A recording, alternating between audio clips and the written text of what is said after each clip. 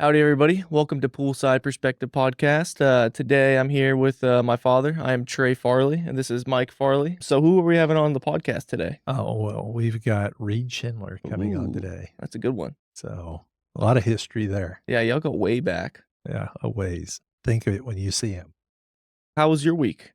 It was good. We, normal stuff, do some design renovations, do some new designs, do some presentations, nothing out of the ordinary.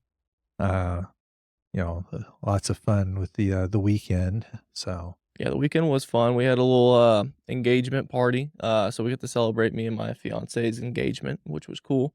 Saw a lot of her friends, some people flown in from New York and across the country. It was a lot of fun though.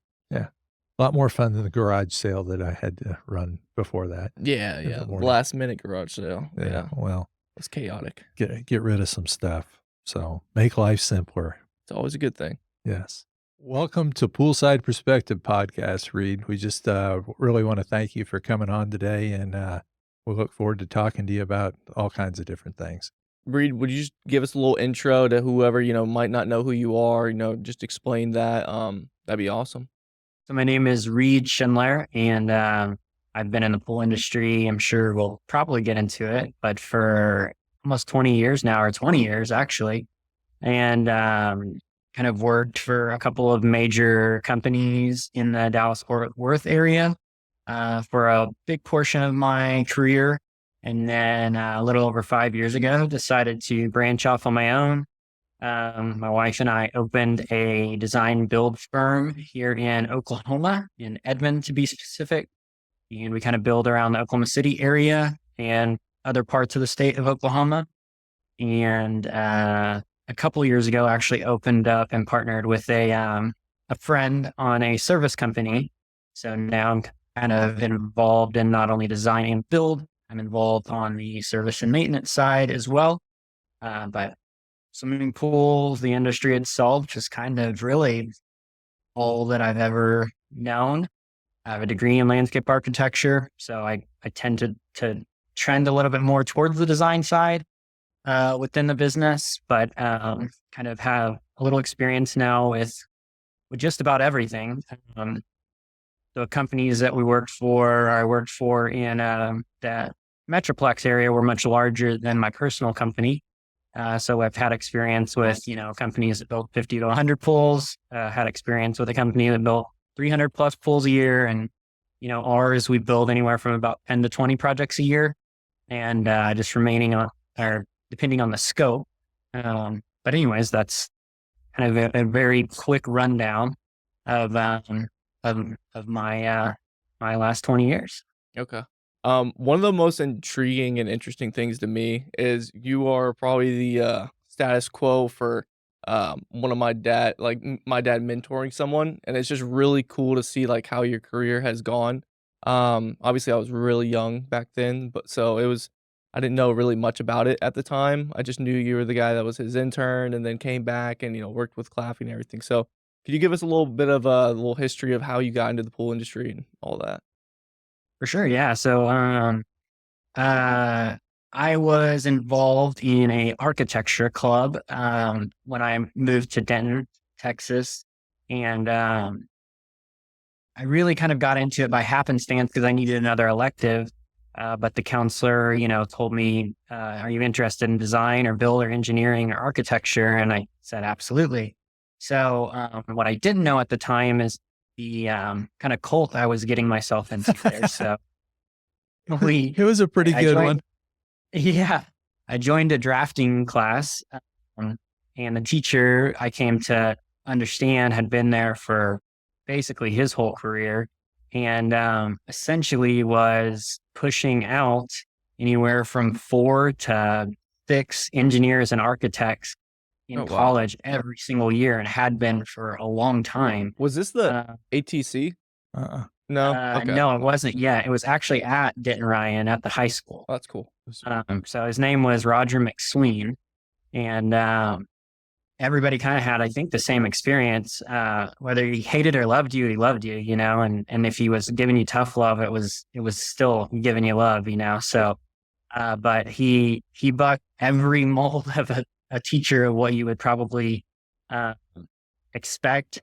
I don't even know. I guess he can't get in trouble now, but he dipped all day, every day in class. And if the teachers would say anything or principal, like they wouldn't say anything. But anyways, I can't think of another teacher that could just do that.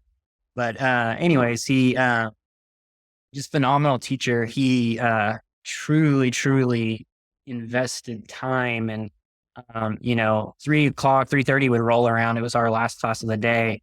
And half the class wouldn't leave for an hour or hour and a half, 2 hours, and he wouldn't leave either. I mean, Wow. he was like a varsity football coach. He stayed, made sure, people that wanted to improve did improve. And I mean, within a year, I was very capable in AutoCAD, in hand drafting, how to use a scale, how to use a plotter. I mean, those are things that sometimes, it takes years upon years. And to be quite honest, I learned way more in my first year in high school CAD class than I did in the college CAD class I had to take later.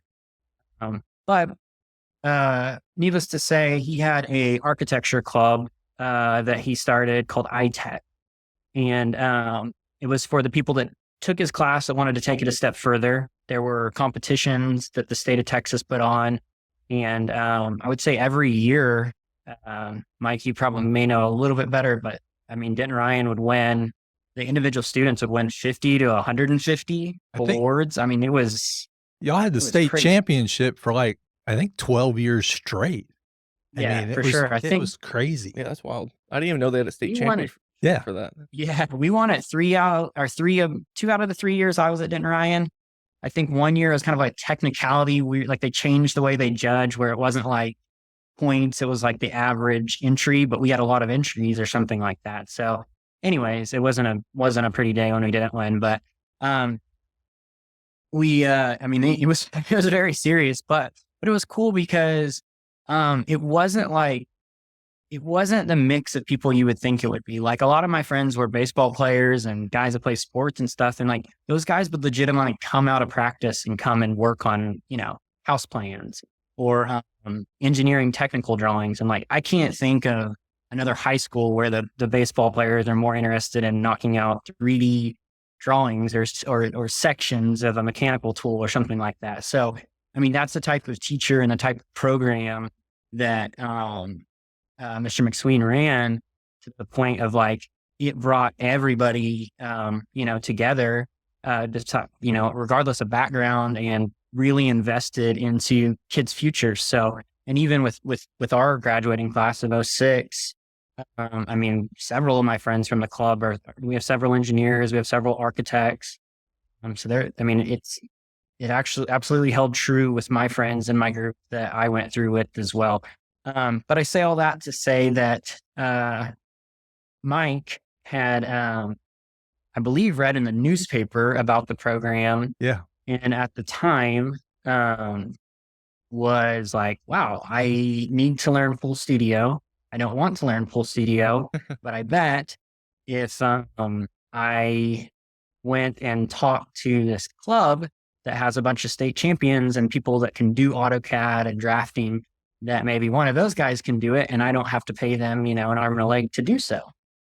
So Mike came and spoke because I think we had a monthly speaker or a bi-monthly speaker, and Mike came and spoke to our group, and kind of at that time was working at Goalkeep Pool, and we were all just blown away. I mean, a lot of us had seen, we had saw swimming pools. In fact, I'd seen some of his, actually, I guess, that I knew roundabout along the way, but I guess I just didn't ever put two and two together that an architect, at that time, it was like architects draw houses, buildings, and engineers do, things with mechanical engineering, that kind of stuff. And because that's what I was exposed to. And really the big thing that it pushed me on seeing was that you can take the design skills and you can take them outside, and you can take some of the same properties and you can move those into different communities you may not know about.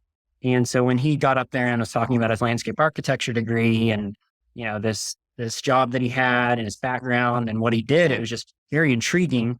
And then he, at the end of the talk, said he was looking for someone to work for him and wanted applications. So I don't know how many he got on the first one, but I know that he probably got mine within 10 minutes of leaving. I got 30. I think 1 or 2 applications. I was blown away. Wow. I was just like, oh my gosh, how do I get to figure this out? Which I did. Yeah. And Laura says to this day, I screwed it up. So anyway. Yeah. Well, I can't speak to that one, but he did happen to pick the one person that I think didn't know CAD very well. And I think that was one of his main things. I think he just assumed that everybody in the program would know AutoCAD. And it wasn't true. There were a couple people that were truly hand draftsmen, and they were really good at that. Right. But I don't think that's what Mike was looking for. So it kind of backfired. I think he got caught off guard a little. Oh, so you hired someone before Reid? Yes. Oh, okay. So I hired a senior because I was like, okay, I'll get somebody that's got the most experience. Yeah.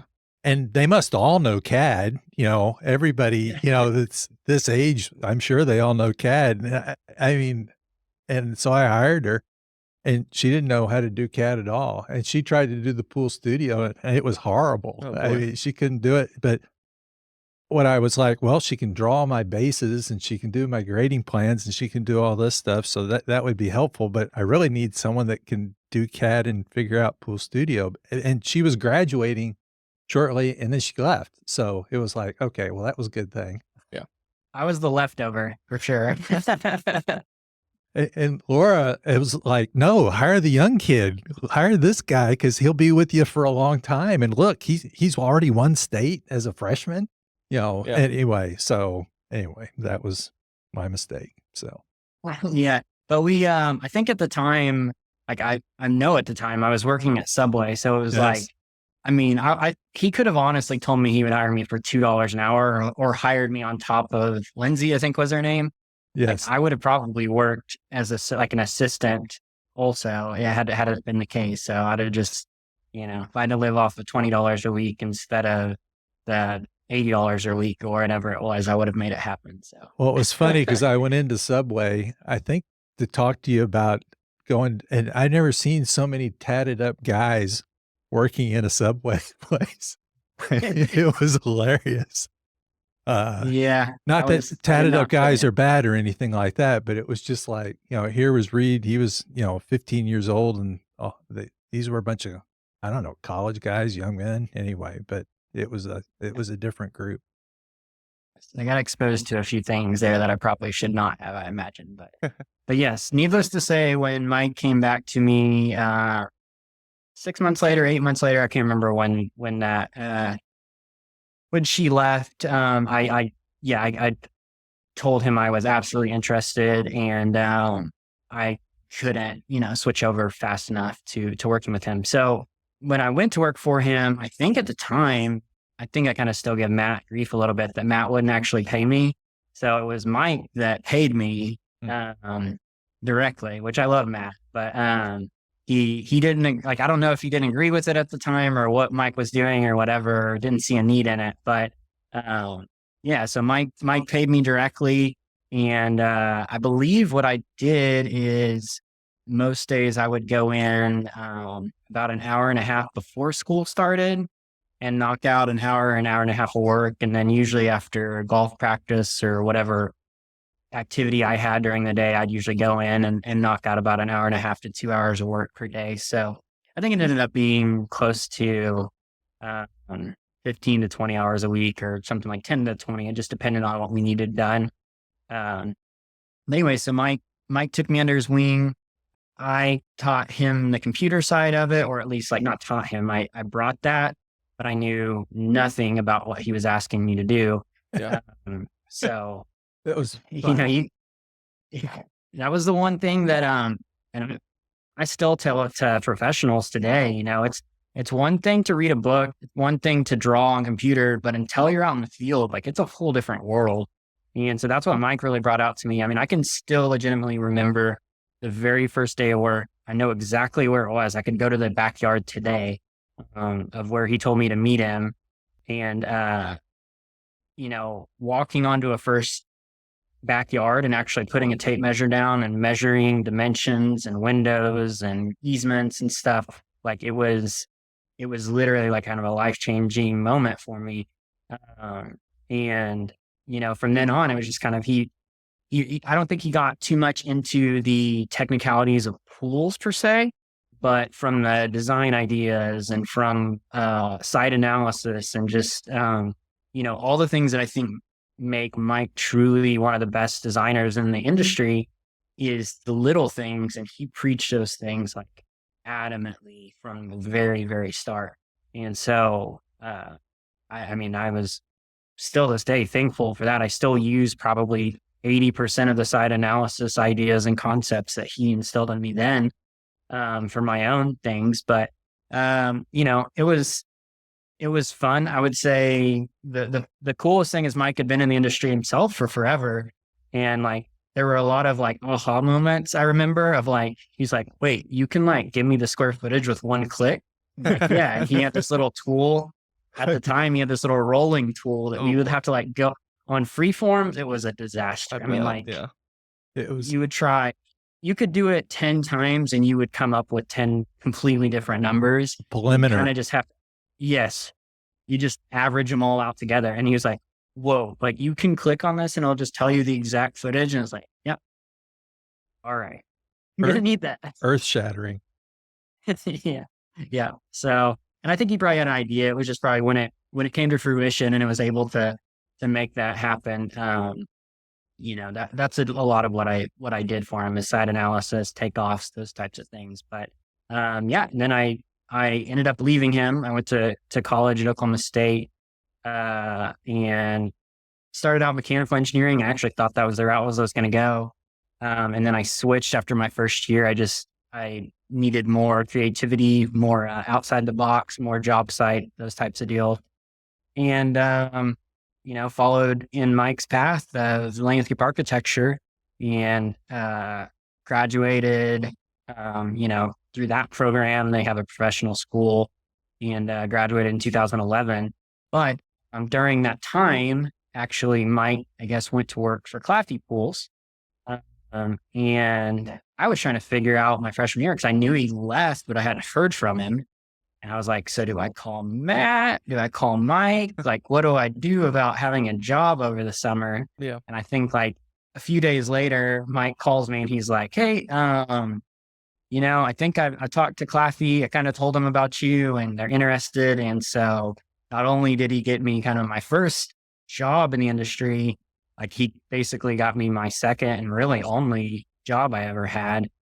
Because once I got in with the Claffey family, you're kind of in the family until you get out. So they kind of took me in under their wing. And so I had Mike to lean on. I had, several very key pieces in the Claffey family. And I kind of did everything at that point. So I think one summer I worked under Mike. The next summer I worked under Shelley Claffey. One of the summers I worked in the CAD department.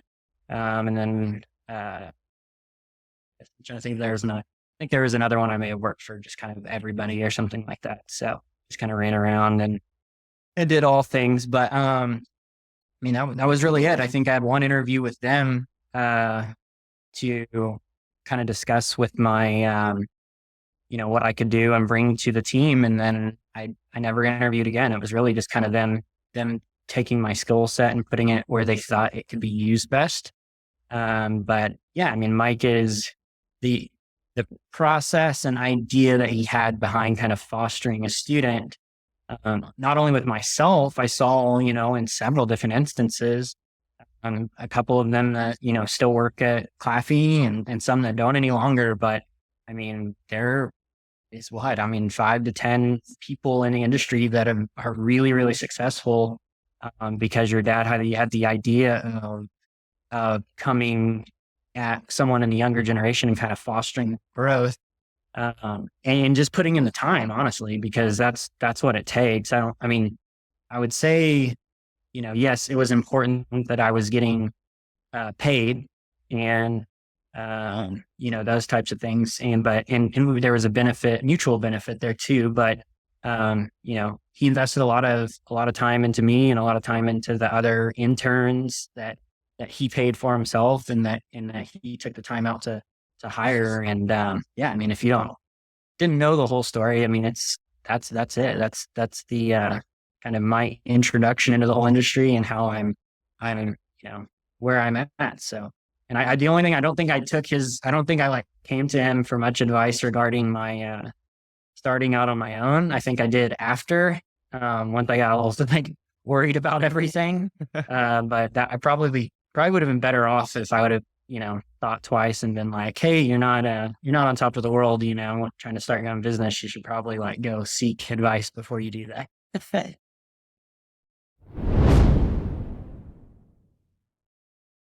It's the cooler time of the year, so we want nice things to get warm around and everything like that. So we build an outdoor fireplace, and people want to have low maintenance. So explain to us, what might they do instead of just doing conventional logs? Sure. So wood burning, you would think, would be the case with most customers, but now we see a trend going to a no maintenance like you talked about. One of the products that we sell is by Hargrove. It's called a Radiant Fiber Series.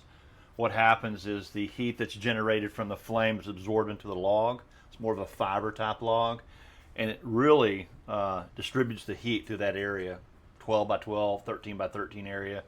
Also, there's not any sooting. So like on a fireplace, we'll see a contemporary version where we don't have sooting inside of the fireplace, or if you design a nice herringbone pattern inside, that doesn't get sooted up and blackened out. Another thing that we see that's real trendy that we are not showing today are the spheres. Multiple size spheres that are placed and nestled in the rock itself. We're seeing it not only in fireplaces, but also the one that you recently did with the linear burner that have different sizings and different colors. I call them cannonballs. Absolutely. Okay, yeah. Spheres. But what colors do you see those in?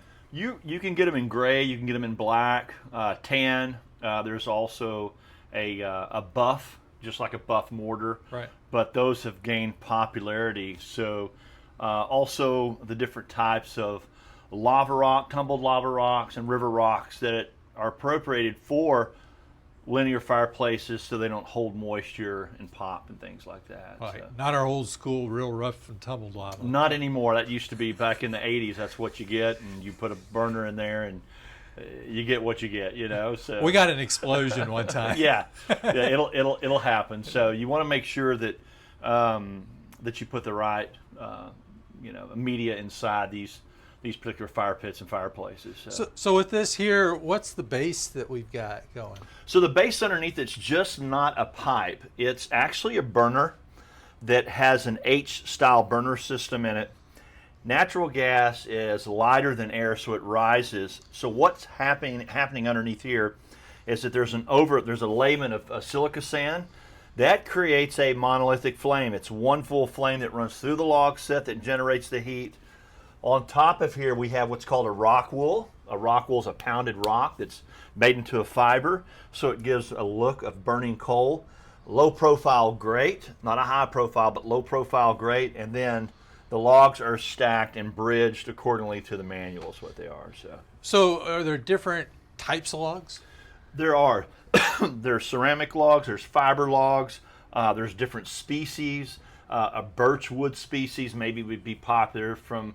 It just depends on what you're going to specify. If we're doing gray tones, and then the birch woods are popular. Split face are real popular in Texas. It's just what you specify for that job. So awesome. Well, thank you. Yep. I have one question because I know my dad has several. You mentioned that the drafting class, you didn't really learn much because you were so prepared from high school. So what class do you think in college actually benefited you the most? The CAD course was probably a decent CAD course in college, but there's just a difference when you're going 2 nights. I think it was like 6 to 8 p.m. twice a week or something.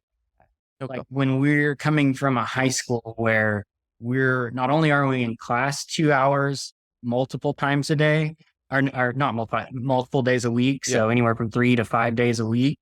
we were after class also working on projects and stuff and having one-on-one. So I don't know that it didn't benefit me like it would benefit someone that hadn't done CAD before. Yeah. I would say that there was definitely something in me that was striving to raise my GPA when I chose to just stay in the class and not try to test out of it or something. From a college level course, I truly don't know that there's one single class that benefited me in the pool industry. I would say Design 1 and Design 2, which is what I was called when I was in school, focused on the design process. And that was huge. It was things that I was already doing mentally because of what Mike had taught me. But I had not had that in-person experience, like understanding balance, understanding scale, understanding movement through a space, understanding climate and microclimate. And all those little things are just things that like you experience every single day, but until you take a class that talks about it, you don't really know why you're making decisions. And that class kind of details, okay, this is the background to what you're doing and why you're doing it. And then I think that's probably the one that helped me the most. I mean, construction 1 got into some drainage, some concrete, topography. But quite honestly, I mean, working for Mike for a year or two, you learn more topography in that than you would ever learn in a topography class. So I mean, he's dead on. So yeah, I mean, if you're going to college, is landscape architecture the course to take if you are wanting to get into a design build type of situation? I would say probably not. I mean, we had a landscape contractor course or program in Oklahoma State. It was actually take the first 3 years of landscape architecture, which would have been like Design 1, Construction 1, all those. And then it veers off into more like estimating and more like on job sites and things like that. And that would have probably actually benefited me more from what I'm at now, because once you get deep into landscape architecture, it's very much like regional design and city design and like very, very large space. Yeah.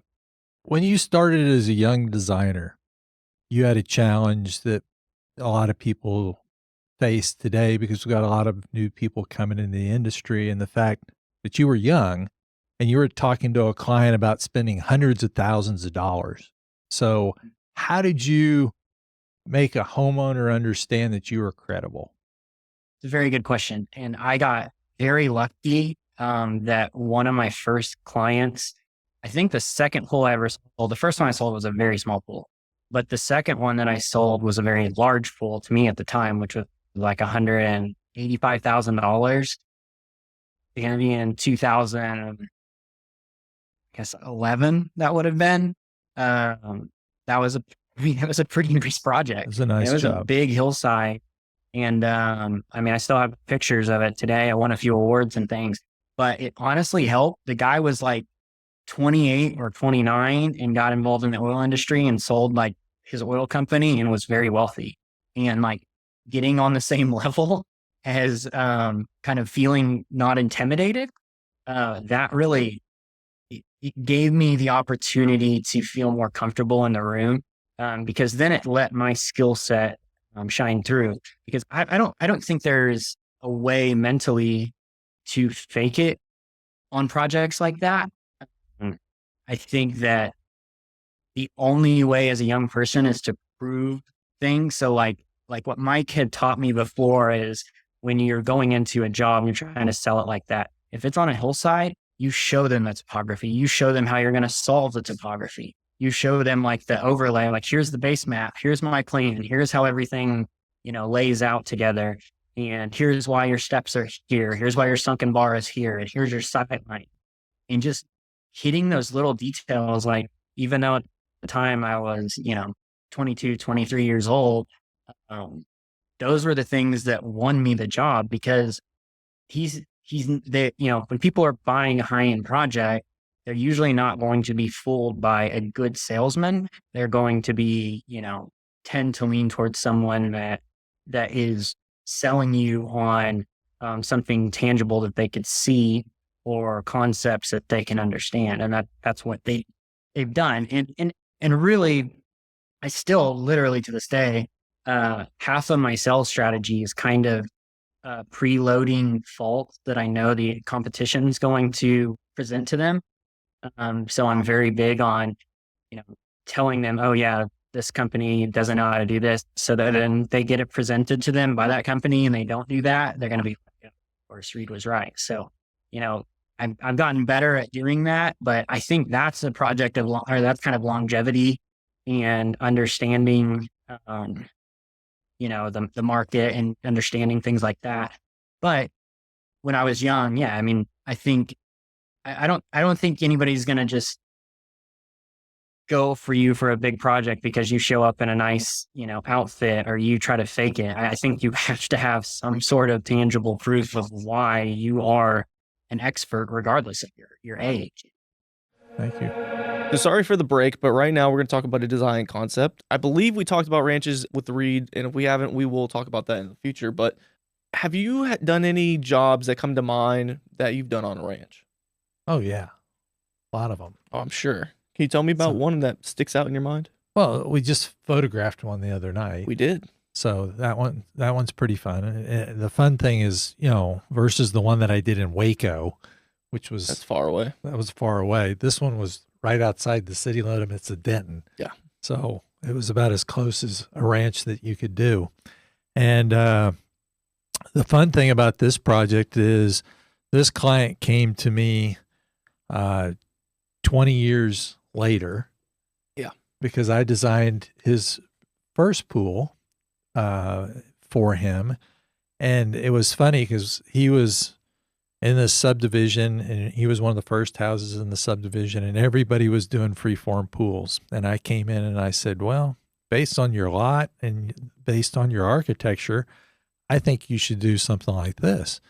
And he's like, well, that sounds interesting. Why don't you draw it up? So I drew it up and they loved it.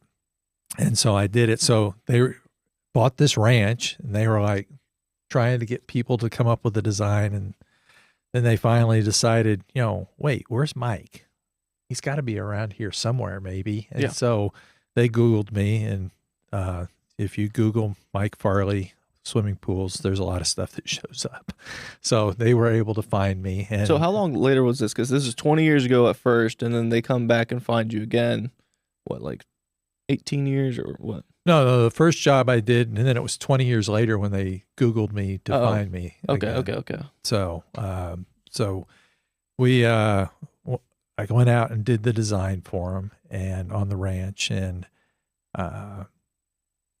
basically he loved everything about it. The only thing they decided to revise is the kitchen area because we originally were trying to put it. They have a big screen porch. Yeah. And initially we were trying to put the kitchen in the screen porch. And we were going to have to put a vent-a-hood on it because they wanted two things. They wanted a grill and they wanted a pizza oven. And so what was finally decided was to build another structure right outside the screen porch so that you could literally walk out of the screen porch into this structure and not get wet at all. And basically it was a simple pizza oven and a grill in that space, plus a fridge and some storage. Pizza oven's the prefabricated ones that sits on the counter. It's yes. And so on that particular job, we actually recessed the counter down so that unit could sit a little bit lower. Because to me, pizza ovens that sit on the counter sit up too high. Yeah. When you're trying to put the paddle and put the pizza in, you're kind of having to stick it way up. I like it to be more, close to hip level type thing. So anyway, so we designed a pool, and again, they like really clean lines. And so the pool itself has real clean lines that we played off of. It was basically set up with their primary lines of sight looking at where we were going to put the pool on the project, but the pool's on a pretty extensive hillside. Oh, yeah. And so when we were doing the grade work, there was a lot of stone that was pulled out of this hole when we were digging the pool, plus there was some stone on the ground. And so there ended up a big pile of stone when we were finished digging the pool. And the pool is really nice. and we've got some really clean lines working with it. And we put the patios off to the side so we could look at, and we've got a vanishing edge that looks out over all of his pasture land. And so it would be spectacular. The morning sunrise coming up is going to be beautiful, looking out over all of his longhorn cattle that are out there and looking at this vanishing edge, and the lights and everything will be great. But the evening sunset doesn't really show up very much on the pool itself because it's in the shadows of the house. But you can still get some pretty cool shots with the drone. Yeah, and you get to see the moonrise, which is cool.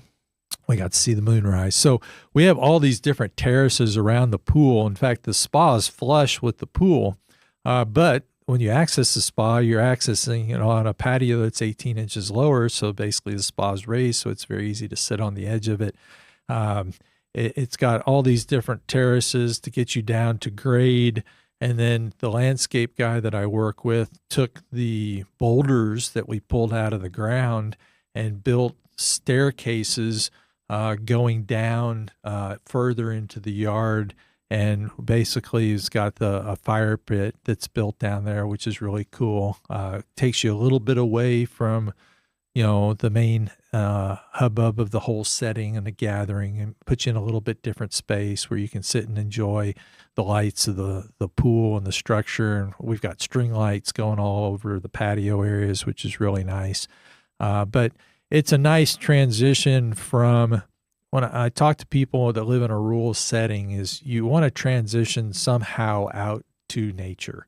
And so on this particular project, by the terracing that we did and the landscaping that's incorporated into it, it terraces out to a certain degree, but then incorporating the stonework to go down to the fire pit and the stone paths transitioning around it, take it even to a more organic level. So you get this feeling when you're coming in from nature into the space and into the architecture. It's a slow bleed from one thing to another, which creates a really cool space.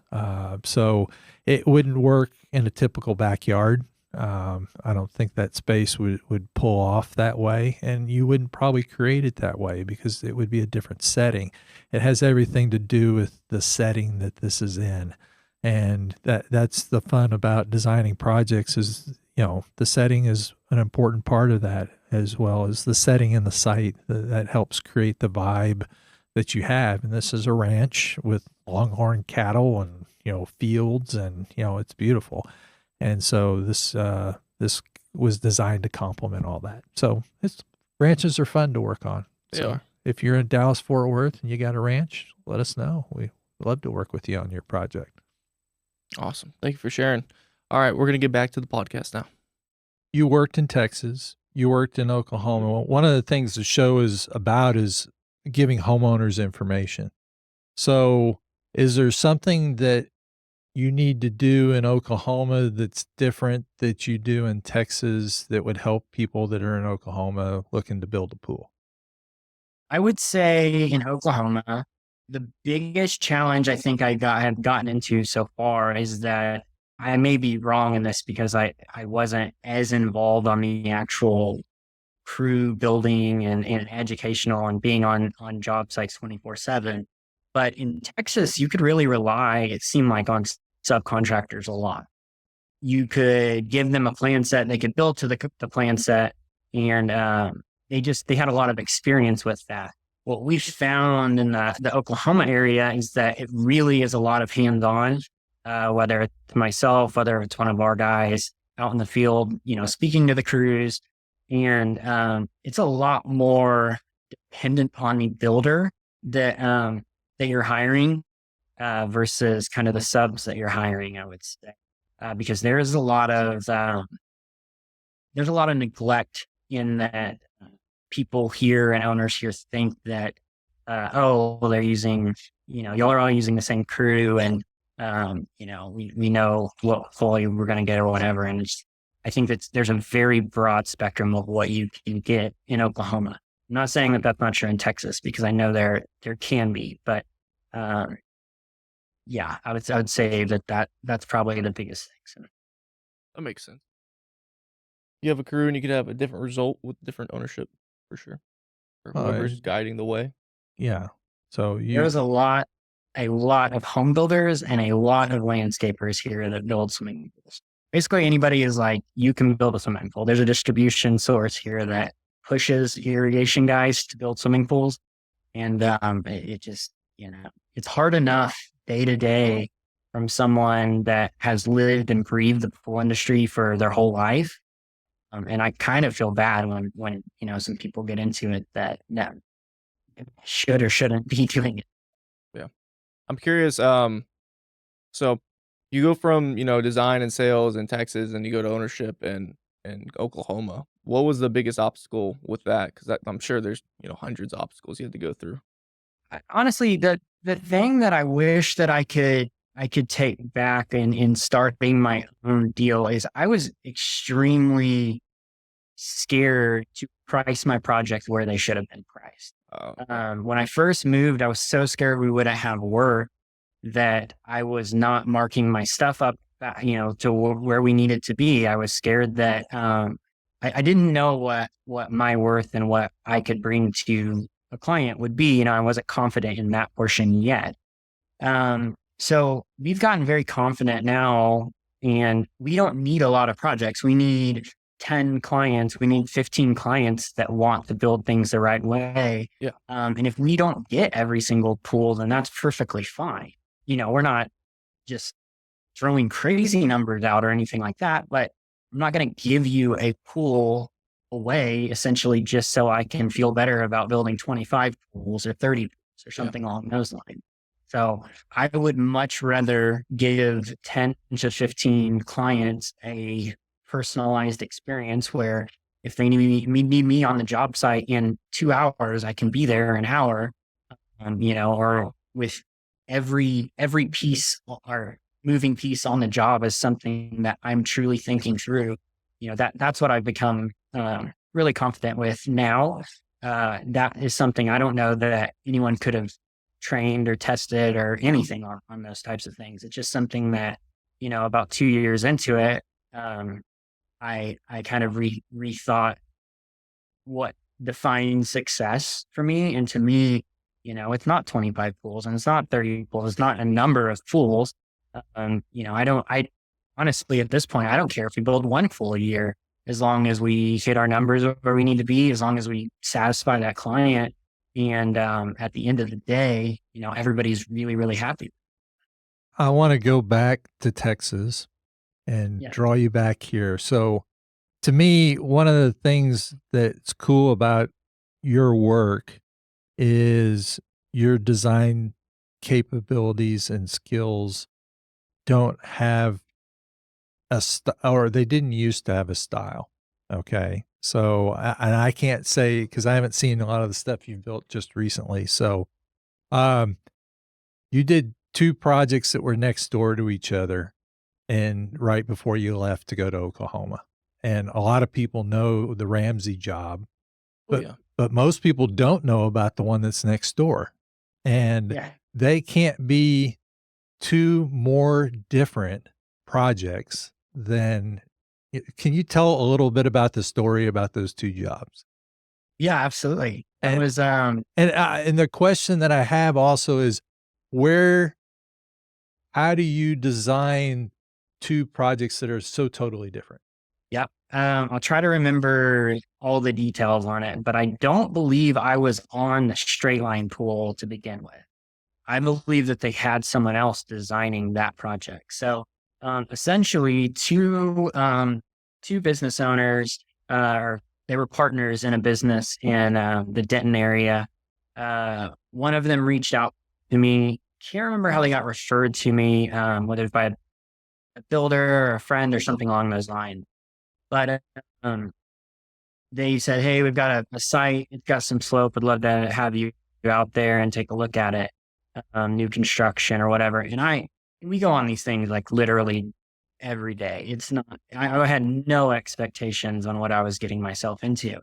And I look up the site and I look up the house and it's beautiful. It's got a I think at that time it was like a 6,000 square foot farmhouse. and it's on 20 acres or 30 acres. And I'm just like, oh, that's going to be really cool, you know? And I pull up to the house and I meet the client, and I'm like, okay, where are we doing this? And they're like, that's not the house. I was like, what do you mean? They're like, oh, we're tearing that down. I was like, all right. And they're like, no, we've been trying to buy this property for, however many years because of the view. I was like, okay. And at this time, it's like wood. So I can't see anything. I don't know. I've driven up to this back country road. I have no idea. And, anyways, they walk me about, I don't know, 300 yards or 400 yards off the road. And there's this big clearing for a house to be, the foundation to be poured and everything. And I walk up and I'm like, holy cow. And this thing is, I mean, it's a 150, 200 foot slope off the backside of this property down into the Lake Louisville watershed. Just literally stunning. And they're like, hey, this is what we're doing. This is where we're building. This is going to be our forever house. And actually, the business partner, they bought the lot together, and they split it down the middle, and then they flipped a coin of who got which view. And they were both phenomenal views, but basically both had these just really, really great views on the property. And so the one that contacted me first was the Freeform. And so I spoke with them. They gave me their want list, and I just remember leaving the property and saying, you know what kind of price point we're talking about, right? Like, this is like pretty much everything on the list that you could ask for, you've asked for. And they said, yeah, I mean, this is what we want to do. We entertain a lot. We've got a big family, and this is what we want to do. And they actually were in construction, which kind of scared me, to be honest with you, because they were in construction and real estate. And sometimes this client can be the hardest one. And I'm 99% sure that when I went in for the second meeting, I don't think we changed anything. I think I literally hit the design on the head to the exact of what my very first rendition to them was. We changed anything, it was like very, very minimal. But yeah, that one was, 2 full-size pools, water slide, a rope swing, a huge tanning ledge, huge infinity edge, a river that ran around the backside. The theater, the amphitheater type seating for movie nights over the cliff. I mean, it's got every feature. The hot tub's off the master. But it's a really cool project. And with its own fire pit. You got the fire pit island in the hot tub. That's crazy.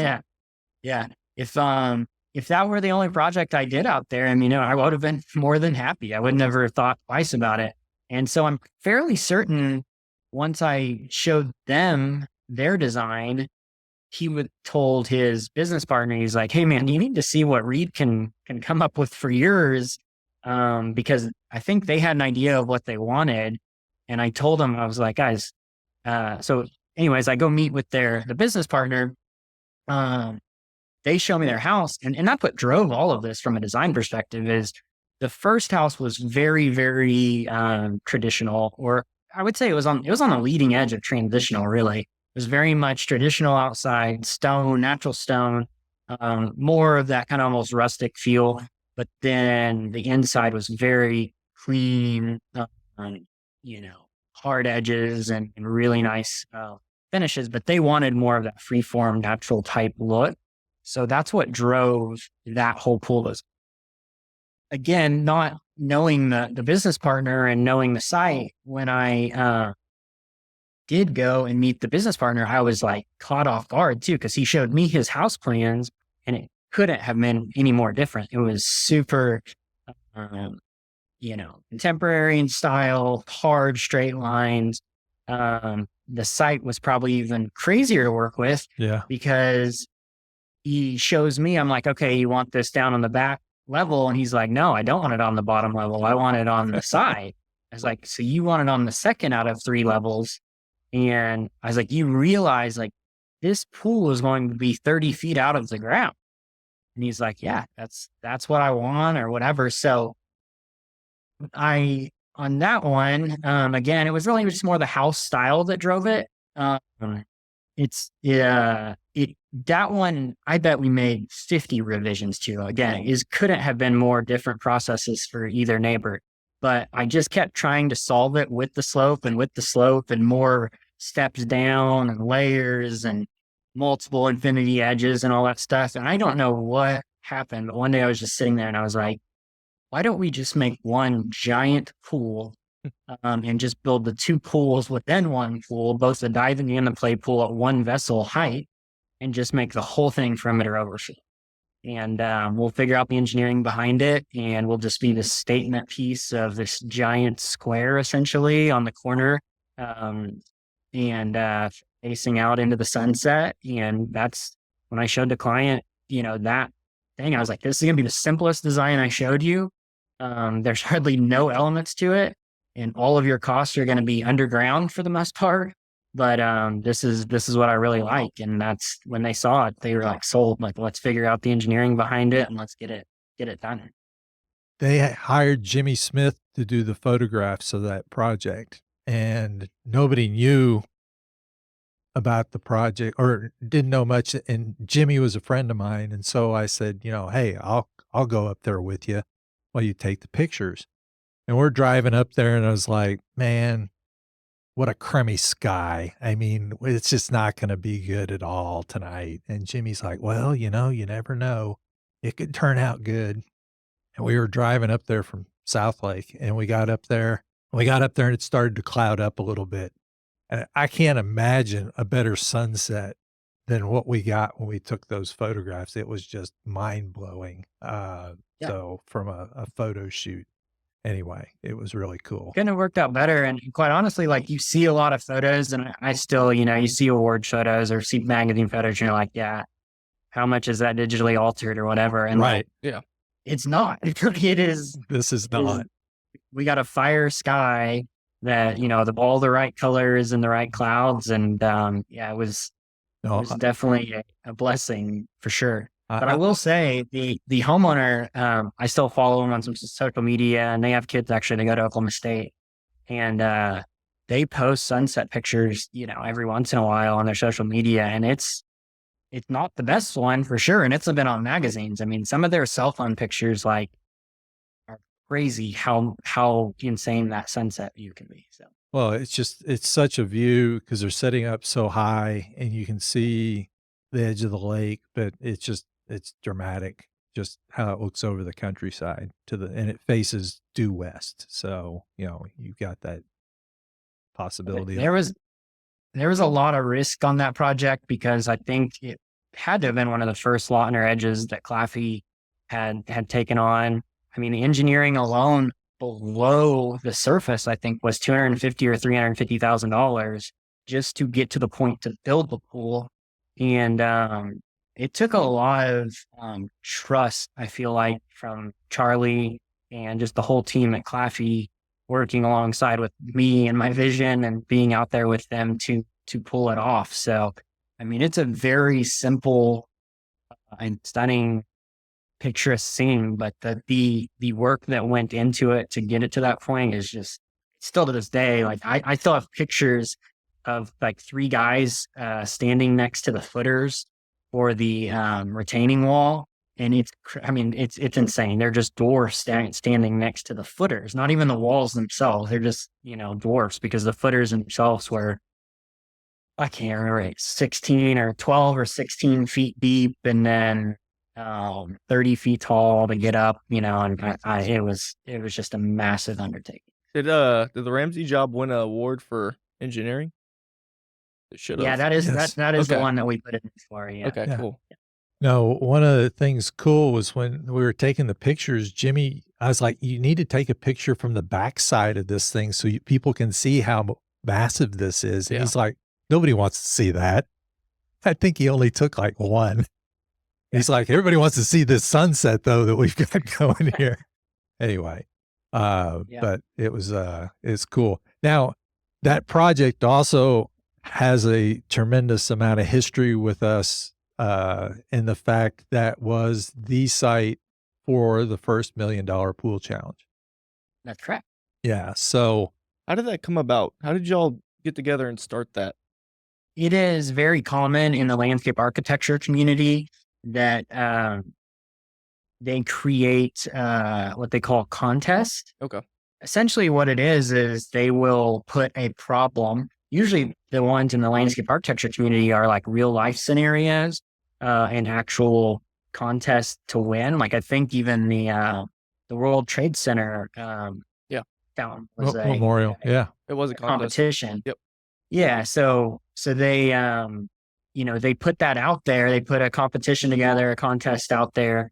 And essentially some of these bigger firms and even the smaller firms, that's how they get known. And that's how they build their name, is by entering these competitions. Some of them even have guys, that's just what they do 24/7, is work on these types of jobs like this. But the $1 Million Pool Challenge, it came about really from that first question that you guys asked me of like, how do you build confidence, and how do you have the experience to present these projects to clients when you can be young, or you could be inexperienced, or you just don't have those things. So we thought, Mike and I said, hey, you know what, this type of challenge, this competition is not in the pool industry right now. All it is what has been built, or whatever. And the comment that always made on these by these hot shots or up and comers or myself probably is like, oh yeah, you give me $1 million, I can show you, backyard.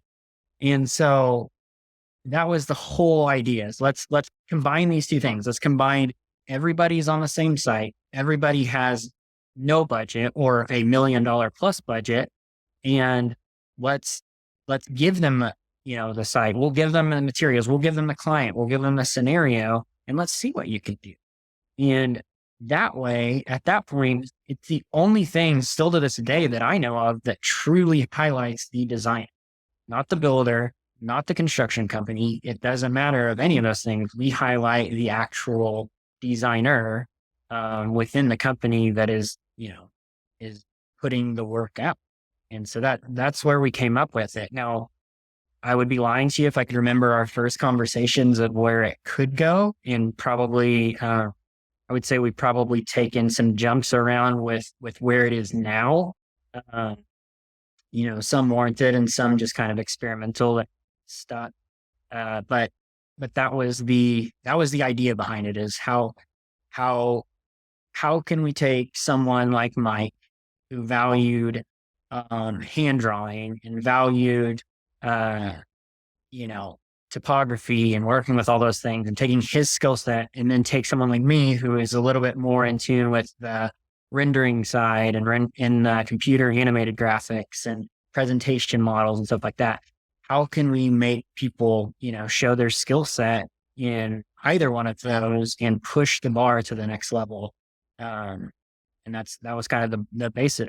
And one of the things I don't think gets pushed as near as much as it should is one of the winners, or one of the entries that gets awarded the money is an under 30 entry. And that was another thing, is it was very important to us to not scare off younger professionals or people that could still be in high school or college. Is, hey, you want a way to make $500, make $5,000, make $10,000, show us your skill set. And I'm honest, I think the first year or second year that we had a couple of OU students, architecture students, that almost won the competition. First year. As a student. First year. Yeah, the first year. The guy, he came in and did the presentation in Laminar, and everybody was blown away by his graphics and the skills that he brought. And they were like, oh my gosh, I've never seen anything like this, because everybody in the pool industry, all we knew was Pool Studio. And he did a very good job. And he ended up getting hired by one of the other finalists. Oh, wow. They still work together today, I believe. So it was kind of Can't beat them, Jordan. yeah. So, but actually the guy that hired him one the next year, if I that. remember right. So, but Yeah, I think he got him to do the competition. Is that he was kind of the background. He convinced him to do it. He's like, hey, you've got a lot of skills and you have time and you're good with the product. Like, why don't you do this? And like I said, he dang near won it. And let me just tell you, if I was 20 years old or 21 years old and someone, gave me a $10,000 check for winning a design contest, I would have been ecstatic. So, anyways, but I don't think that gets pushed near as much within the competition as what I would like it to be. But we've reached out to colleges, we've reached out to, some points, and they don't seem super interested in it, which I get it. They weren't super interested in the full industry when I was even in it and in the program. But yeah, that's one of the parts, and that's super important to me and Mike. so one of the things that's cool about this competition is the entries all come in, and there's several judges that go over and basically finalize it down to 5. Yeah. And so those 5 today, it wasn't always that way, but all 5 of them now get prize money. They all get a trip to the International Pool Show, which this year we're so thrilled that it's here in Dallas, Texas. But it's in Vegas, it's in different places all over. But anyway, they get a trip there, and then there's a class, and in that class, they get to present their project to the class. So if you're not part of the contest, why would you go to the class? Well, here's the whole thing. The person that was too intimidated or didn't have enough time to do the project is the person that could get the most out of this. Yeah. Okay. Because here's the reason why. You can still download the problem. Okay. So the class is in what, 3 weeks? From now? Yeah. Just about, I think, about 3 3.5. weeks.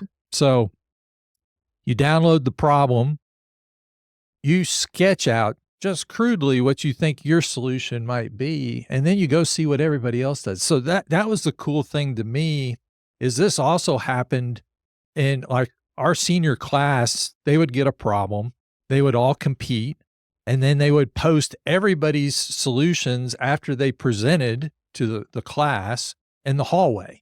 And so that was back before you could go online and find someone's solution, so that, I'm old school, so I'm walking up and down the hallway instead of looking at an iPad and just looking at, okay, how did they solve this? Well, how did they solve this? Oh, this is a really cool solution. Look at this cool graphics that they did over here.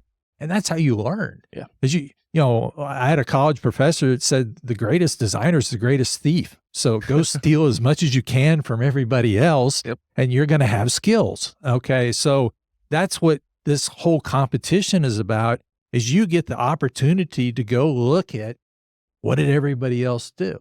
Okay. And then the cool thing is you get to pick the winner, because the class votes to decide who wins. Yeah. And so the winning now is $10,000. But quite honestly, my feeling is if you showed up in there and you looked at the different solutions and studied the different solutions, you may get more than $10,000 of value out of that. Oh yeah. As a designer, because some of the greatest designs that I've come up, people were like, where in the world did you come up with that idea? And I was like, well, 15 years ago, I saw this guy that did this, and I filed it away in my head. And the more stuff you have filed away in your head, the more creative you can be. Yeah.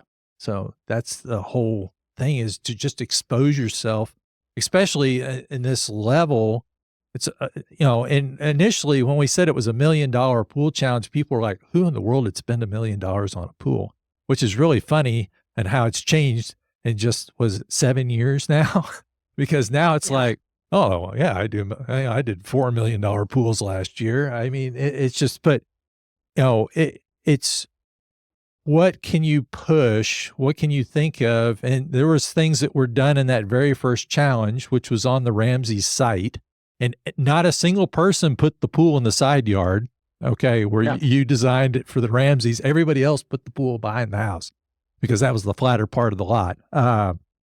Anyway, it was really kind of funny. But you get to see. Not many people even knew that was the solution once we put pictures out. No one really put it together either. So No, it did very well. It didn't, people didn't like, oh, wow, that was, and actually, I think you had signed the contract, I think, with them when we came out with the problem. So we knew what the solution that Reid came up with, but nobody came up with anything like that whatsoever. Well, it's the same thing that happened to Jason last year, right?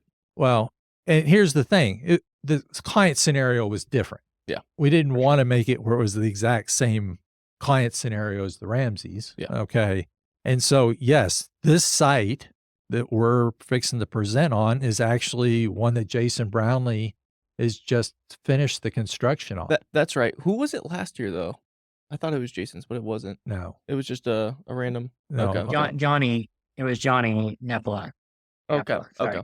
Okay. Yeah, it was Smart Aquatic. So he provided it down in Miami or the Fort Lauderdale area, I believe. But he again, even if we use a job site that is a project, a lot of times Mike and I scenario are so different than what they would ask for. And I think even then we even took the site and stretched it just a little bit to make it meet our parameters. So, but yeah, it is. I mean, Mike's not wrong in the fact that whether you do the design or not, it takes seeing one thing or two things to put you on the, the inside track to selling a big job like that.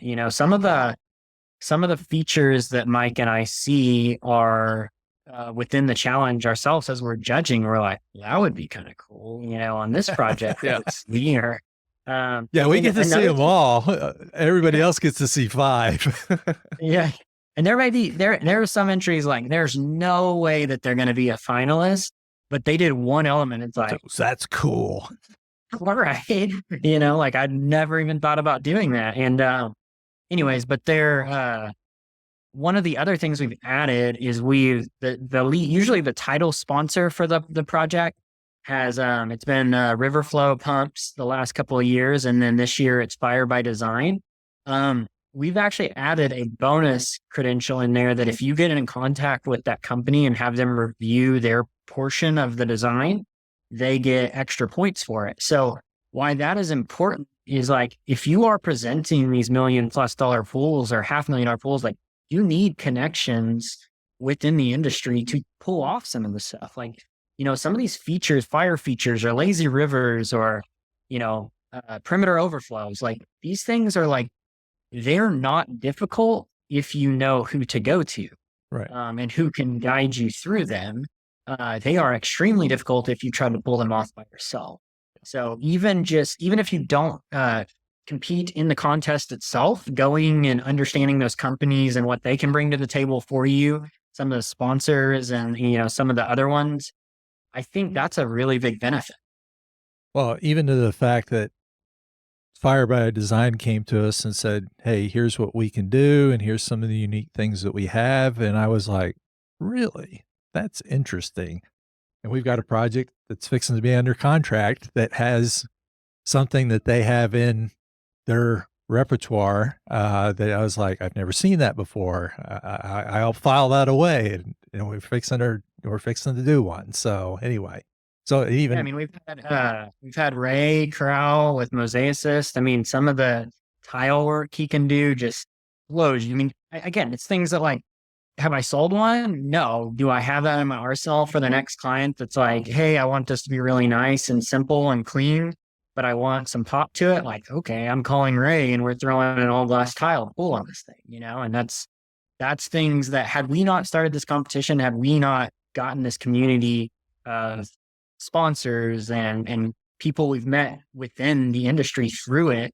I mean, I don't know. I maybe lost myself pricing out some of the projects that I'm doing because I wouldn't know where to go. So that's awesome. I'm curious. There's 2 things about the contest. I'm just wondering. So it's the $1 million pool challenge. Is it just pretty much do whatever you want? It is not really a number on it, or is it actually like you did too much? This is more than $1 million.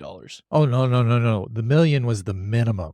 Okay, that makes more sense. We want you to stretch. So it could be $1 billion pool. Well, nobody's pushed that limit yet. Well, I get you. But Yes. Okay. I mean, here's the biggest challenge with that. And I believe this is the hardest concept to understand as a designer. Someone could give you all the money in the world, and it doesn't mean you're going to create a good design with it. There are still principles within the design world that you have to Adhere. stay within at $1 million+. $1 million doesn't mean you put 200 fire features on it, because I can assure you that won't go very far in our competition. Yeah. Putting everything in the kitchen sink doesn't win. Yeah, and also that was going to lead to my second question, because there's a lot of things that I've seen before, just with like people that are new to design, and they'll have stuff that doesn't actually work in the field, and it's just not possible, or it's just not, ideal. So do sometimes the 5 finalists, and they're all getting judged by all the judges, does that get called out by judging? Because I know from the last one I was at, they, said what they thought about the job and everything like that. How would you say? I mean, we have a part in the judging that's saying, based on your expertise as a judge for this contest, do you believe that an engineer would stamp off on this project? And do you believe that it's feasible to be built in a real life scenario? I wouldn't say it's a fine line you have to walk. I got so irritated. I know Mike and I have discussed this in depth, but in college, like, I was interning, I was working in the field, I was seeing things being built. Yeah. And like, I would go up there and I would design what I thought was this awesome design. And then someone would come up next to me and they would have like something that was absolutely impossible to build. And my teacher would rave like about their concept and all stuff. And I'm just sitting there in the back of the class, like, you can't build this. There's no way. No one would ever sign off on this. And I think it's a very fine line that you have to draw. And I think that, the judges we pick with, Jimmy being a repeat judge, with Jason Brownlee, Danny Wang. Danny Wang. These guys they're touching these projects. They're out in these projects day in and day out. And that's extremely important to us because, again, there's this fine line between creativity, functionality, and then also how do you bring everything together? And going back to the Ramsey job, the beauty in that whole project is how simple it actually is. If you would have saw some of the first things we did, it had crazy edge walls. It had crazy fire features. It had way, way too much going on. And, that project is doing a whole lot with very few actual items going on. Huh. And that's, that's tough. I would say that's way harder to do with $1 million budget than just going all out and making it too gaudy. So, well, you look at the World Trade Center Memorial, and it's simple, but it is very, very profound when you stand there and look at it. So, I mean, but the concept was not complex, but just sometimes the thing is, what can you take away and it still works well, is sometimes what you need to do as a designer, not necessarily add stuff. But anyway, that's another rabbit hole. Yeah, that's probably like one of the few void water features I've ever seen actually implemented, which is interesting. That never done really. Yeah. Do you still use Pool Studio? I do still use Pool Studio, yes. Probably, I use it because I'm very fast doing it. So the value that it brings on how complex of things I can do with the time invested into it, it's not worth it to see myself changing. I can use SketchUp. I can use the other programs. Quite honestly, I spend more time building the house than I usually do the pool if I use those other programs. With Pool Studio, that's what I have stayed on. That's what I've used. And actually owning, the construction side of it now, it's actually really beneficial. Some of the tools, some people say don't trust it. I feel like I've got it programmed in a way now that, I can get very close to my shotcrete yardages. I can get really close to some of the other measurements it provides. I use it every single day. I do not think it provides as crazy of a wow factor on renderings as some of the other programs. I feel like sometimes it's a little too cartoony or animated versus some of the realism that the other programs are putting. So going back, Matt Golke's conversation with me is I was like, there's this cool program that came out and I think it would really help in my presentations. And he was like, Mike, you've got a computer on your desk. It's been there for 3 years. It's a paperweight. You don't use the thing at all. So why in the world would I invest in this program and then just have it sit there? And I'm like, well, no, really, here. And he's like, nope, not interested. And so that's why Mike had to pay for everything, because Matt wasn't interested in using it and he didn't think it would work.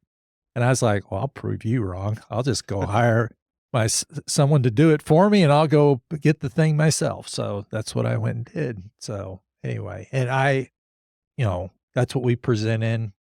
And his comment at the time is, it seems a little cartoonish. And I was like, well, but the cartoon explains their backyard, so be it. I think it's a powerful, powerful tool. And most people's jaws drop, when they see their space still today. In fact, I've got builders that come in because they want to see the house in a 3D rendering, and they don't typically do that. And they want to see what the house architecture looks like. Yep. So anyway, it's kind of funny. Yeah, I think that the 3D realization has improved the pool industry over any other technology. I mean, one of the industries that's just been so impacted, because if you take those two jobs that are next door to each other, because of the elevation change on those job sites, if you try to present that on paper, there is a 95% chance that they aren't going to understand what you are trying to do. No way. I believe, Mike, you told me once, like when you used to do it on paper, you would have clients be like, oh, I didn't know this did this. I didn't know this dropped here. And I didn't know that this is raised and stuff. Like they used to spend $100,000, $200,000, $300,000 on jobs and not even know what the heck they were getting. The lady, I'll never forget the comment. And that was when literally I went into Matt and I was like, okay, I got to have this. And she's like, oh, I didn't understand that this raised up here and this dropped down here. And I said, then why did you sign the contract? And she said, well, you were confident that it was going to work and look really good. And so I was good with it. And the husband understood, but she had no clue. And I tell people to this day, if I don't do a 3D modeling for you, one of you will understand part of it, but the other one won't understand anything at all. Okay. And even the one that thinks they understand it, usually they only get part of it. So it's not an option. It's a requirement. You will get a 3D model. So anyway, it is a wonderful tool. So I'm with you. Would it be a true crime not to get a 3D rendering before you buy your pool? Oh, we've discussed this. Yeah, I know.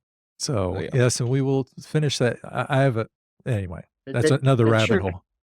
Yes, I'm ready for that one whenever you want. But yes, the true crime, in my opinion, it still happens. This is a thing. I didn't think this happened in Texas. Maybe it does. But there are legitimately companies out here in Oklahoma that still paint the pool in the field that big. And that's what they built. So there's no radius points pool. There's just a freeform amoeba. And when it is built, it looks like a freeform amoeba that was painted with a spray can, a spray paint can. That's crazy. Yes. But yes, I think there are still some people out there today that don't actually know. But yes, I'm with Mike. None of my clients they're not getting a pool. We're not even selecting materials without a 3D model. Oh, no. Nowadays, I'm changing the materials while we're in the selection meeting to match what they're picking. Like, oh, you want to see what this color looks like? Here you go. Yeah, it's come a long way from what I had you work on in the beginning. I remember hillsides, we used to have to build them as, Painters, right? They were like patios, different levels of patios, and we made them all green. And that's how we created a hillside. Because every 6 inches, they didn't have topography. So every 6 inches, we would draw a deck level and make it either soil or grass. Yeah. And then we'd get too many and it would start snowing because our video card wasn't, able to keep up with it. So we'd have to okay, this is a really cool 3D design, but we can't put any plants in it because it kills the prepper. The first presentation I did, we built it, and then I went to present it, and all it would do is snow. And we didn't realize we'd put so many plants in that the thing wouldn't run. Anyway, we added some at the last second, but that was the funny thing. It's come a long ways again. So, is it a crime to sell someone a deck jet when their expectation is a laminar jet? oh, Wow. Yeah. Okay, so we have to explain to a homeowner what the differences between those two things are. Okay, so how would you describe a deck jet? A cannon jet. So, yeah. Go ahead. I You was got just- it, Trey? Okay, so a deck jet or a cannon jet is what I call it. It's just a little, it's a little stream. It looks like someone's like almost like peeing into the pool. It's like a very thin stream of water that, when the wind hits it, kind of disperses. There's no lighting feature that goes into it or anything like that. It's just it's cool if you get a couple of them from each side and have like some kind of symmetry line, but they do get affected by wind tremendously a lot.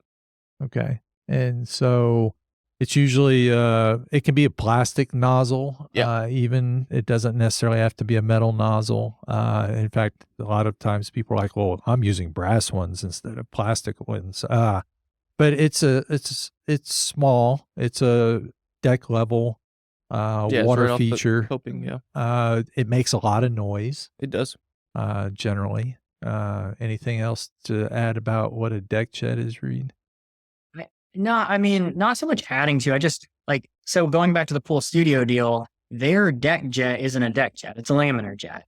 And so when you're setting the expectation in a rendering that you're going to get this beautiful, perfect stream that goes into a pool, and sometimes it's even lit up, I sell against people that put deck jets in them, and I have to explain to them why their 5 water features are $15,000 instead of $1,500, because that's, legitimately the price difference. And again, I feel like I do a good job at that, but people don't know what they don't know. And I don't think people know the difference between those two. Right. So in the 3D modeling, it shows it the same way. So the one thing that you could do as a professional to help educate the client would be to show them photographs of both of them. Video. Even better, a video. But as you mentioned, you could also turn the light off in it, so you're not indicating that there's light flowing through it. Because a laminar jet is a unit that pulls all the air out of the water that's going. And so it is literally a column of water, okay, that's totally, it looks like a piece of plastic tubing from the nozzle coming out to going in the water. And because of that, you can run light through that space. Yeah. Now, you have to have a special filter on this. You have to use a special globe valve on this. You have to have a lot of things that are specialty for a laminar jet. And so Reid's point is it's thousands of dollars more than a cannon jet, from a cost standpoint. The other thing with laminars is, I always caution people that if you get a lot of wind, you're going to be very disappointed in the effect of it, because even if you have all those things and it's windy on your site, it's going to be tough for that light to go through it and for it to stay as a column. Yeah. So The laminar does perform way better than the deck jet in wind. It does. yeah, the mechanics for a laminar jet, They're very sensitive. it's about the size of a dinner plate. Yeah. And then it's probably about 2 feet deep or something like that. Yeah. Versus I want to say that it's 15 and a half inches or 14 and a half inches in diameter. Yeah. So you can't really put it in a beam very well. I mean, you really need to put it in deck next to it or in a planter bed or something separate than the actual structure, unless you're going to shoot a very wide beam. the other challenge is then the lid that goes on the laminar jet, is tough to hide. So Cover it up with that- cobble Yeah. usually. We got that all under control now. Oh, You you just got reach it? out. okay, well, Reid's got a secret. See, it's all about who you know. Yeah. So You just do the lid at either shell height or deck height, and you cover it with your coping stone or your right. Yeah, we got it. We hide them really well. And again, I don't want this to sound like I'm bashing deck jets. I love deck jets. I think they have a place. I think that grandkids love deck jets. I think kids love deck jets. In certain scenarios, they're awesome. And for $300 a piece or whatever installed, like they're probably one of the better values, other than the bubbler maybe, in water features. But when you're selling a $500,000 pool and they spec 10 deck jets and I spec 10 lit laminar jets, we're not selling the same. No. And odds are I'm probably closer on par to what the person spending $500,000 is wanting, anticipating, and seeing. Right. Yes, and anticipating. So little things like that are just extremely, extremely important. So again, is it a crime? Not really. Could you be setting yourself up for failure if you didn't explain it on the front end, or no one's really at fault per se, but I don't know. It's just, I would go more than say nobody's at fault there. I'd say if you put a 3D graphic in, although if it's lighted, they have expectation that there's a light running through it. I think it's a crime because that's, you're not selling what you sold them. So. You have an option to turn that off. So anyway, okay. Those are the things that, like, owning a business now, that I've realized how important it is. Like, you can't just say water jet or deck jet or whatever. Like, you need to specify CMP deck jet or whatever, because if a deck jet is a descriptive word and not an actual product, like technically they could maybe go like, here's the rendering we got. You said it uses a descriptive word, I don't know. There's so many nuances like that. Oh yeah. Any other things you think we should cover today? I don't know. We got a $1 million pool challenge coming up in 3 weeks. Please come out if this comes out and over the airwaves before the challenge comes out. Whether you make the show or not, reach out if you have any interest in the future of entering it and you have any doubts of why you shouldn't do it or anything like that. Mike and I have done the challenges ourselves. We kind of have stopped because the talent level has just gotten to the point now where we don't want to take away from other people's time in showing off their projects when, we're trying to show off our own because we're not really technically in the contest. But participate with that, whether it's just coming to the class, whether it's actually entering. Like I said, anything else you have? Also, so a lot of people are like, I meant to enter. I'm going to enter next year. When's that going to happen? And a lot of people are like, why don't you release the project in February so we have months to work on it? And the comment is, this is a design competition. It is not a graphics competition. And the longer you have to work on it, some people will make it all about the presentation, which is part of the overall situation. But we also want to highlight design work. So it doesn't take months and months to come up with an award-winning project. So the project is typically released, 2 to 3 months? Yeah, I think it's normally 8 to 10 weeks before the due date. Eight Right. weeks is really kind of target. But if you think about it in the real world scenario, like what client would you say, hey, I need 8 months and I'll get back with you? In the pool, commercially, and those types of things are different, right? But in a swimming pool residential environment, realistically, 8 weeks is more than you're ever going to get. It's possible. Works out with timing. We like to think that people's schedules wind down towards the August and September a little bit, back to school, those types of things that happen. But we try to give, plenty of time. And again, Mike and I have done the scenarios ourselves. We know tech. We do it day in and day out. Like, we know what it takes. And generally, if I'm in the field and you have a $100,000 to $300,000 job, like, I'm probably trying to get back with you between 7 and 10 days, maybe 14 days, and maybe 300 plus. We'll start looking at a couple weeks or 3 weeks or 4 weeks or whatever, at least for design concepts. And they're not having to get bids on this stuff. So design concepts, that's just real world timeline stuff. Well, we really appreciate you coming on with us today. Yep. Hold on, And- I gotta ask one real question. One Oh. question, real quick. I'm wondering because obviously Oklahoma gets a lot more tornadoes than we do. We get them a couple, a little bit that lingers a little farther south. But do tornadoes affect y'all at all? Like with the construction and just doing pools out there, has it affected you at all, or how's that So work? here's a crazy thing. Tornadoes haven't really to this point yet. We've had some major windstorms that have come through, and now that I am a partial owner in a service company, we get wrecked by Oh, yeah. windstorms. Okay. There's a lot of trees on our side of the Oklahoma City Metro at a lot of what we service, and I mean we had some 70 and 80 mile an hour winds come through this past summer, and I mean we had 40 clients reach out and they're like, hey, can you swing by today? Our backyard's dirty. And we're like, yeah, like we're aware, like we live here, And anyways, so the winds have been bad, but we haven't had any tornadoes, thank goodness. But the crazy thing is we've had a lot of earthquakes.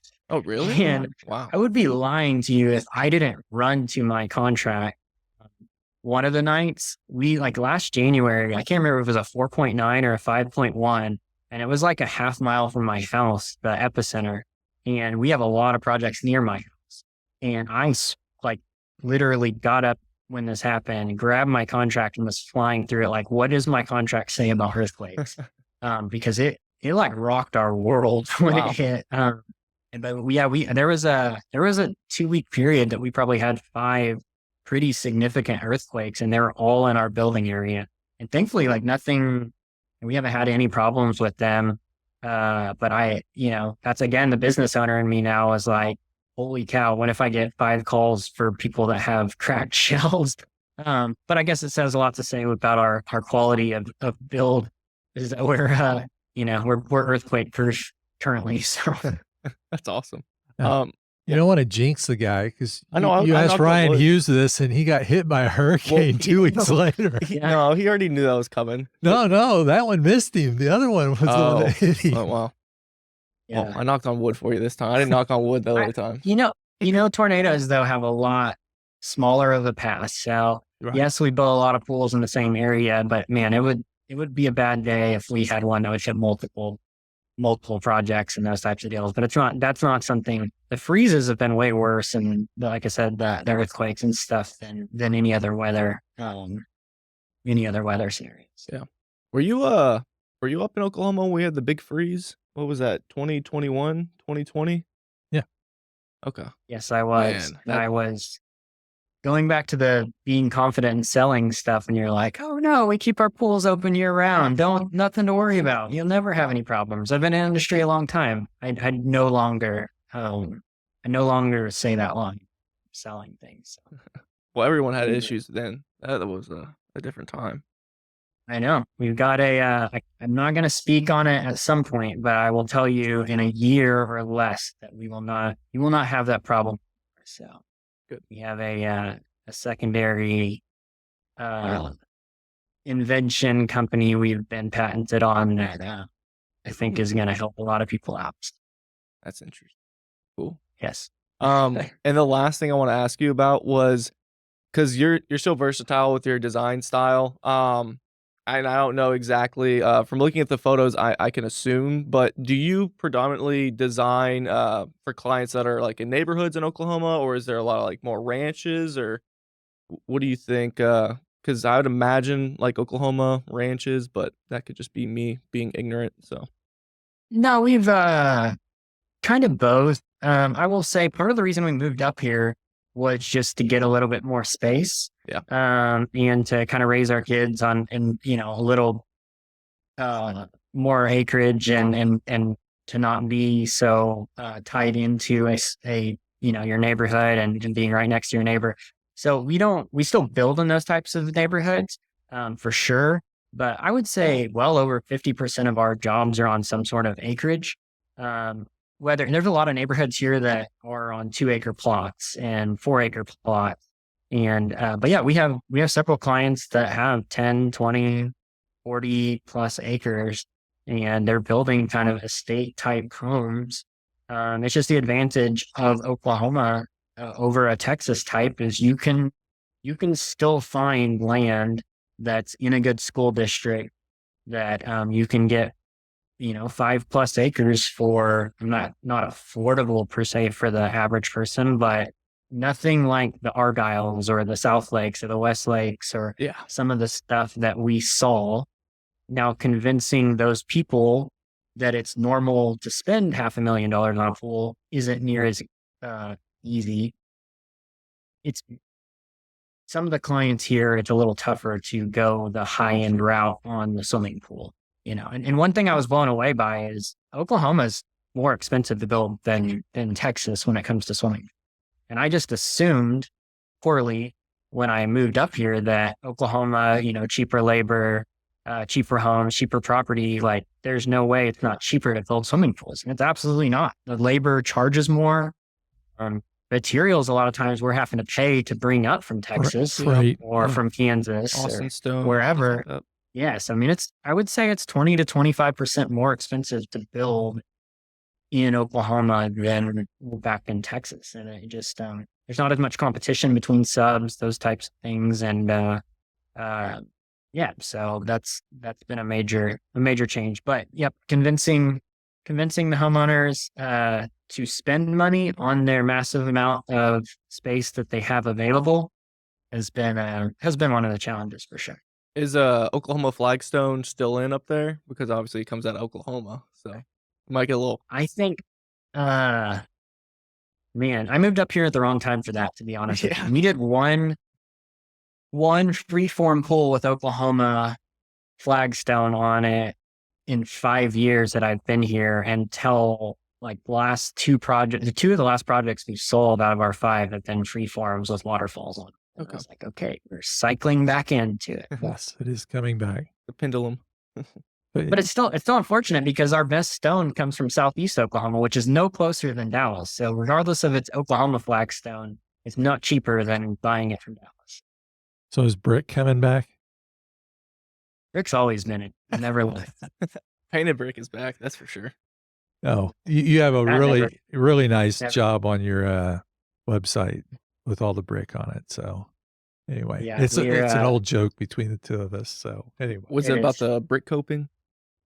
Or no? No, okay. I like no, not brick. I've never sold a rounded radius brick coping ever, but I've just always been a big brick fan, man. If the architecture calls for it, the neighborhood calls for it, I want you to walk into the backyard and not know if it was built 20 years ago if possible.